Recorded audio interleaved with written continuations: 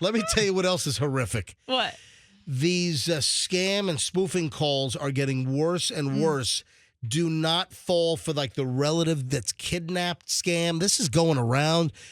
Obviously the spoofing of making it seem like a call is coming from a certain number when it's not. They're just using a computer program to spoof a number, so that's what shows up on your display on your cell phone. But, I mean, these are getting worse and worse.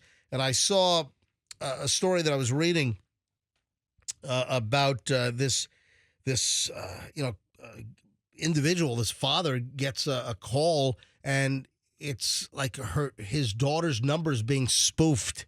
Was he aware of this, and did he not fall for anything? Like kidnapped, being held hostage, and these are really taking root. I mean, they're happening more and more, and the scam is tricking people into believing that one of their loved ones, wife, kid, has been kidnapped. They're using the real phone numbers. They're using the spoofing technology. And, I mean, this is really getting terrible. So just be on the lookout. And, it might seem real, but a lot of times it's not.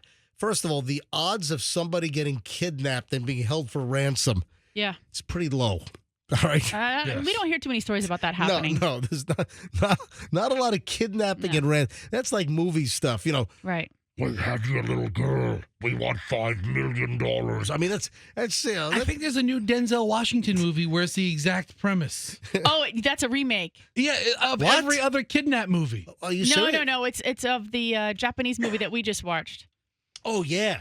Right. Spike Lee, I think, remade it. Denzel Washington is in it. We watched the original Japanese movie, which was fantastic. Yeah. This guy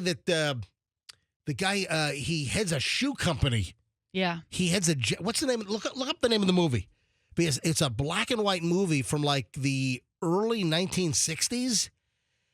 And High and Low. Yeah, the movie, if you want to see something really good, it's a Japanese movie, and it's called High and Low, and then Spike Lee remade it, and I think his version's called Highest Lowest, right? Mm-hmm. Highest to lowest. Oh, Highest to Lowest. It's the number 2 lowest. All right. And it has Denzel, and instead of being like a shoe mogul, he's like a record producer. Yeah. Yeah, so if you want to see a great movie, watch the original High and Low. It's from, I think, the 1960s. It's black and white, and it was really like a trend-setting, groundbreaking movie. And it was described as so far ahead of its time. I love the thing. Yeah. And then just the intricacy of he's an executive at a Japanese ladies' shoe manufacturing company. And I don't want to give too much away. Yeah. But it's a kid kidnapping. And great movie if you're looking for something to watch, this weekend. But just, heads up.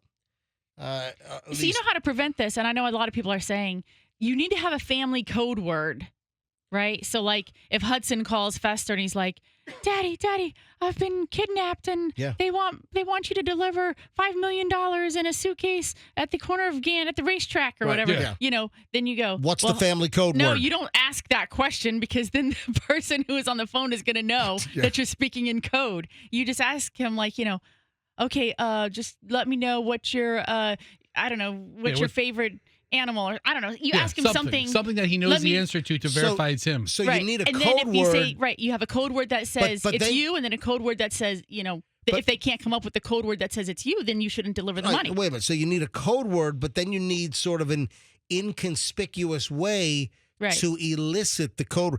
Like, you can't say like fudge monkey, because they're going to know, that you're probably not saying something that's relevant. Dad, a bunch of fudge monkeys here just kidnapped me. But if you said, like, okay, I want to talk to him because I want to make sure that he's, well, and he's alive and he can speak to me. And then you go, put him on the phone. And they always say, don't say anything. Hold on.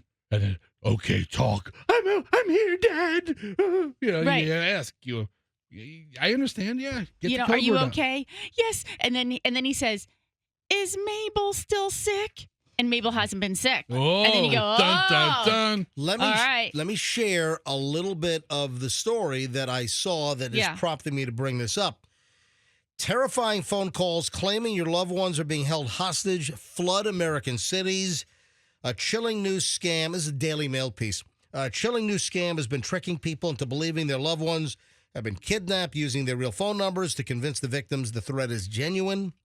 Caitlin Sarian, who goes by the name Cybersecurity Girl on social media, recently shared a shocking video from a wife and mother on social media warning of a detailed spoofing scam targeting her husband. Phone spoofing, we all know what it is when someone fakes the caller ID, make it look like the call's coming from somewhere you know. It's often used by scammers to trick people into thinking the call is from a trusted source, like a bank or a friend, to deceive them to steal personal information. In this case, however, Sloan Daly revealed on social media that a scammer called her husband, making it appear the call came from her, and then claimed that she was taken hostage. According to Daly, the scammer threatened to fatally shoot her if the husband did not immediately transfer a ransom payment using the digital banking app Zelle. Doesn't Zelle have like a daily limit? So you're really not going to get a fortune. It's not like, we have your little girl. Send us $5 million on Zelle. You've exceeded your daily limit by $4,900,000. Yeah, really. All right, so the scammer didn't get away with any money after a family friend working in the FBI gave Daly's husband a key piece of advice that prevented him from, obviously paying and the crime succeeding. However, both Sarian, who's the cybersecurity girl, and Daly, the woman who was part of this little scam, they're now warning the public that these calls are so realistic, anyone could fall for them, especially the elderly. It's the grandchild scam. Grandma, oh, I'm in Canada. I've been arrested by by a Mountie. Yeah. They're holding me in a Canadian prison. You have to Western Union me or whatever. They need $5,000. And do you know how many grandmas and grandpas have fallen for the grandparents scam? It's insane. So she shared this video online. The woman about the new scam. The phone scammer spoofer allegedly threatened to kill Daly if her husband did not transfer the money on the Zelle app. Daly's husband was able to sniff out the scam after texting a friend at the FBI. So you see what happened here. So he has his FBI buddy on hot standby. Hey, I'm getting this call. My daughter's kidnapped. Yeah. And he's like, whoa, put the brakes on everything. So you hear what I said? He texted a friend at the FBI. Yeah. In fact, I think, my ringtone. I think when he texted the friend, it went, The FBI. So he texted the friend, who immediately told him keep the criminal on the phone for as long as possible without handing over any money. Their FBI contact added that Daly's husband also demanded to speak with her if she had really been kidnapped, which the scammer could not do since the situation was completely fake. Yeah. I want proof of life. Let me speak to my wife. Let me speak to my husband. While her husband stalled for time on the phone, Daly revealed that their friend was able to track her down at the hospital that she was visiting for a doctor's appointment. My husband hung up and called me right back, and I answered, and he was freaking out, blah, blah, blah. The scariest part about all this is that they call from your number and they knew everyone's names.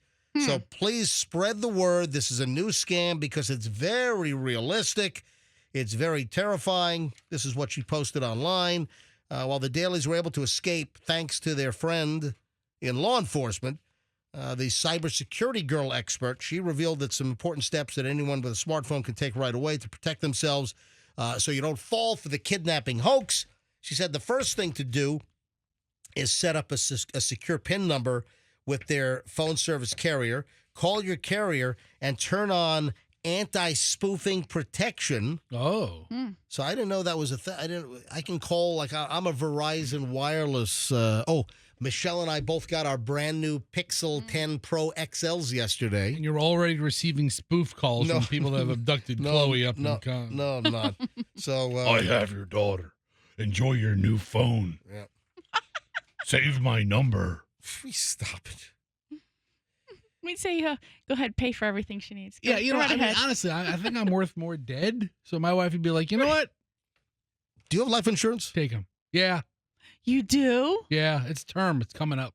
Oh, no. I think it expires this year. Yeah. All right. So I don't think I'm going to get how much is your life I insurance? think $1 million. Yeah, $1 million, really? Yeah, but it's, you know, and it's You know what? Your renewal's gonna suck. Yeah. So Yeah. I remember I had $3 million. Yeah. So I had a $3 million policy, and the last one came up about 3 years ago. So I had it for years, and I was paying for $3 million of life insurance. I was paying, I think on the lowest, I was paying about $1,800 a year. And I think the last one, I think I maxed out. The last one that expired about 3 years ago, $3 million, I was paying, I think, $2,600 a year. Not bad. $2,600 a year, $3 million in life insurance. My renewal that came up, Mm-hmm. it jumped to like $12,000 a year. Yeah. 12 grand. Like, no thanks. Yeah. What are you paying now, Fester? So I think it's maybe $1,300 a year. Yeah. for $1 million. But I got another year left. Yeah. After next All right. year, then I'm Yeah. out. And Yeah, then well, my renewal is going to be like you know, quadruple, yeah. and I'll be like, yeah, just kill me. Guess Not worth what? it. So I'm out. I wasn't paying 12 grand Yeah. a year for, life insurance. And, at this point, I don't think that. But it's only term. yeah, It's, but- it's a 10-year term. Yeah, but I don't think exactly. It was a 10-year term, Yeah. but I don't think at this point in our life, Michelle really needs the money anyway.